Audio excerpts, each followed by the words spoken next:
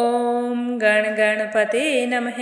आज अपने सुनेंगे वाल्मीकि रामायण बालकांड का 13वां सर्ग।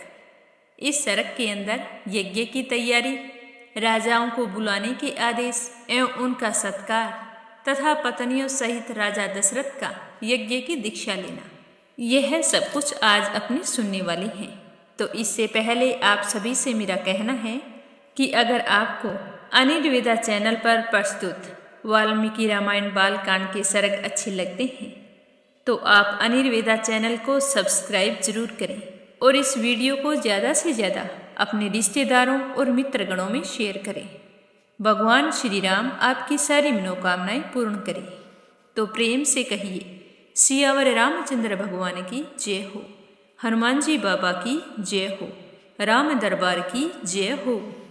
तो इसी तरह वह वसंत ऋतु तो बीत गई थी और समय निकलते निकलते 1 साल बीत गया, पुणे दूसरा वसंत आ गया। तब तक 1 वर्ष का समय पूरा हो चुका था। उस समय शक्तिशाली राजा दशरथ संतान के लिए अश्वमेध यज्ञ की दीक्षा लेने के निमित्त वशिष्ठ जी के समीप गए। वशिष्ठ जी को प्रणाम करके राजा ने न्यायतः उनका पूजन किया और पुत्र प्राप्ति का उद्देश्य लेकर उन द्विश्रेष्ठ मुनि से यह विनय युक्त बात कही कि हे ब्राह्मण मुनीश्वर, आप शास्त्र विधि के अनुसार मेरा यज्ञ कराएं और यज्ञ के अंगभूत असव संचारण आदि में ब्रह्म राक्षस आदि किसी तरह का विघ्न न डाल सके वैसा कोई उपाय करें। आप मुझ पर विशेष स्नेह रखते हैं, आप मेरे हितैषी गुरु और परम महान हैं। यह जो यज्ञ का भार उपस्थित हुआ है इसको आप ही वहन कर सकते हैं। तो राजा दशरथ की बात सुनकर गुरु वशिष्ठ जी कहने लगे कि बहुत अच्छा राजन, जो आपने मुझ इस कार्य के लिए समर्थ माना है। हे नरेश्वर, तुमने जिस कार्य के लिए प्रार्थना की है वह सब कुछ मैं करूँगा। उसके बाद वशिष्ठ जी ने यज्ञ संबंधी कर्मों में निपुण तथा यज्ञ विषयक शिल्प कर्म में कुशल परम धर्मात्मा बूढ़े ब्राह्मणों, यज्ञ कर्म समाप्त होने तक उसमें सेवा करने वाले सेवकों, शिल्पकारों, बढ़इयों, भूमि खोदने वाले, ज्योतिषियों, कारीगरों, नटों, नर्तकों, शुद्ध शास्त्र वक्ताओं तथा बहुश्रुत पुरुषों को बुलाकर उनसे कहा कि तुम लोग महाराज की आज्ञा से यज्ञ कर्म के लिए आवश्यक प्रबंध करो। शीघ्र ही कई हजार ईंटें लाई जाएं। राजाओं के ठहरने के लिए उनके योग्य अन्न पान आदि अनेकों उपकरणों से युक्त बहुत से महल बनाए जाएं और साथ ही ब्राह्मणों के रहने के लिए भी सैकड़ों सुंदर घर होने चाहिए। वे सभी घर बहुत से भोजनीय अन्न पान आदि उपकरणों से युक्त तथा आंधी पानी आदि के निवारण में समर्थ होने चाहिए। और इसी तरह पूर्ववासियों के लिए भी विस्तृत मकान बनने चाहिए। दूर से आए हुए भूपालों के लिए पृथक पृथक महल बनाए जाएं। घोड़े और हाथियों के लिए भी शालाएं बनाई जाएं।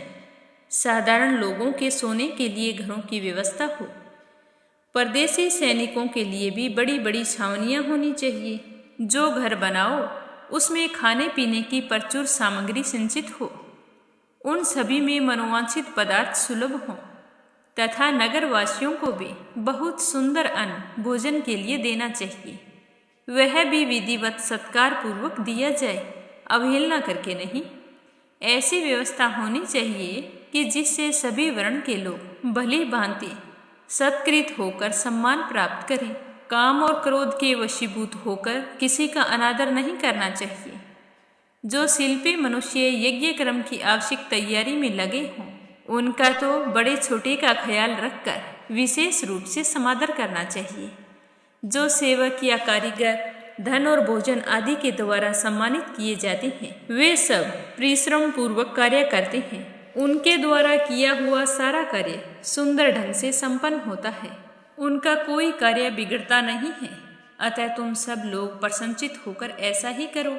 तो यह सुनकर वे सारे लोग वशिष्ठ जी से मिलकर बोले कि आपको जैसा अभीष्ट है उसके अनुसार ही करने के लिए अच्छी व्यवस्था की जाएगी। कोई भी काम बिगड़ेगा नहीं। आपने जैसा कहा है हम लोग वैसा ही करेंगे।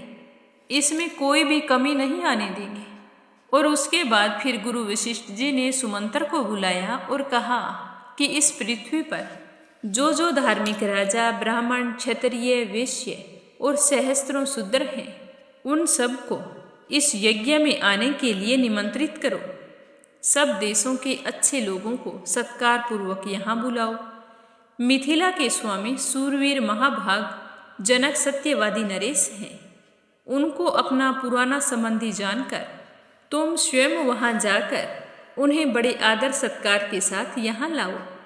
इसीलिए पहले तुम्हें यह बात बता देता हूँ कि इसी प्रकार काशी के राजा अपने स्नेही मित्र हैं और सदा प्रिय वचन बोलने वाले हैं।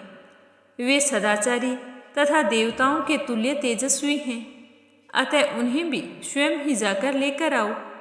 केकई देश के बूढ़े राजा बड़े धर्मात्मा हैं। वे राजसिंह महाराज दशरथ के ससुर हैं।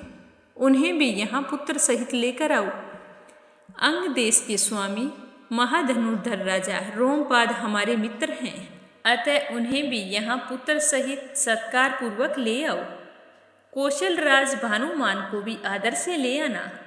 मगध देश के राजा प्राप्तिज्ञ को, जो सूरवीर, सर्वशास्त्र विशारद, परम उद्धार तथा पुरुषों में श्रेष्ठ है, उन्हें भी तुम स्वयं जाओ और सत्कार पूर्वक बुलाकर लाओ। महाराज की आज्ञा लेकर तुम पूर्व देश के श्रेष्ठ नरेशों को तथा सिंधु, सोवीर एवं सुराष्ट्र देशों के भूपालों को यहाँ आने के लिए निमंत्रण दो। दक्षिण भारत के समस्त नरेशों को भी आमंत्रित करो। इस भूतल पर और भी जो नरेश महाराज के प्रति स्नेह रखते हैं, उन सबको सेवकों और सगे संबंधियों सहित यथासंभव जल्दी से बुला लाओ। महाराज की आज्ञा से बड़भागी दूतों द्वारा इन सब के पास बुलावा भेज दो। तो गुरु वशिष्ठ जी का यह वचन सुनकर सुमंतर ने तुरंत ही अच्छे और विश्वास पात्र पुरुषों को कहा कि तुम जाओ, इन सब राजाओं को बुलाना है और उन्हें सत्कार से यहाँ बुला लाओ। परम बुद्धिमान धर्मात्मा सुमंतर वशिष्ठ जी मुनि की आज्ञा से कई खास राजाओं को बुलाने के लिए स्वयं गए। यज्ञ कर्म की व्यवस्था के लिए जो सेवक नियुक्त किए गए थे, उन सब ने आकर उस समय तक यज्ञ संबंधी जो कार्य संपन्न हो गया था, उस सब की सूचना महर्षि वशिष्ठ जी को दे दी। तो यह सुनकर द्विज श्रेष्ठ मुनि बड़े ही प्रसन्न हुए और उन सब से बोले कि हे भद्र पुरुषों, किसी को जो कुछ देना हो उसे अवहेलना या अनादर पूर्वक नहीं देना चाहिए, क्योंकि अनादर पूर्वक दिया हुआ दान दाता को नष्ट कर देता है, इसमें कोई संशय नहीं होता। तदंतर कुछ दिनों के बाद राजा लोग महाराज दशरथ के लिए बहुत से रत्नों की भेंट ले लेकर अयोध्या में पहुंचने लगे। इससे गुरु वशिष्ठ जी को बड़ी ही प्रसन्नता हुई और उन्होंने राजा से कहा कि पुरुष सिंह, तुम्हारी आज्ञा से राजा लोग यहाँ आ गए हैं।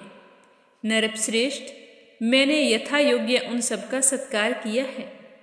हमारे कार्यकर्ताओं ने पूर्णतः सावधान रहकर यज्ञ के लिए सारी तैयारी कर ली है। अब तुम भी यज्ञ के लिए यज्ञ मंडप के समीप चलो। हे राजेंद्र, यज्ञ मंडप में सब और सभी वांछनीय वस्तु एकत्रित कर दी गई हैं, अतः आप स्वयं चलकर देख लें। यह मंडप इतना शीघ्र तैयार किया गया है मानो सिर्फ मन के संकल्प करने मात्र से बन गया है। तो इस तरह मुनिवर वशिष्ठ तथा ऋषि भृंग दोनों के आदेश से शुभ नक्षत्र वाले दिन राजा दशरथ यज्ञ के लिए राजभवन से चल पड़े। तत्पश्चात वशिष्ठ जी आदि सभी श्रेष्ठ द्विजों ने यज्ञ मंडप में जाकर ऋषि शृंग को आगे करके शास्त्रोक्त विधि के अनुसार यज्ञ कर्म का आरंभ किया। पत्नियों सहित राजा दशरथ ने यज्ञ की दीक्षा ली। तो इस तरह वाल्मीकि रामायण बालकांड का 13वां सर्ग समाप्त हुआ। तो प्रेम से कहिए सियावर रामचंद्र भगवान की जय हो। कल मिलेंगे अगले सर्ग के साथ।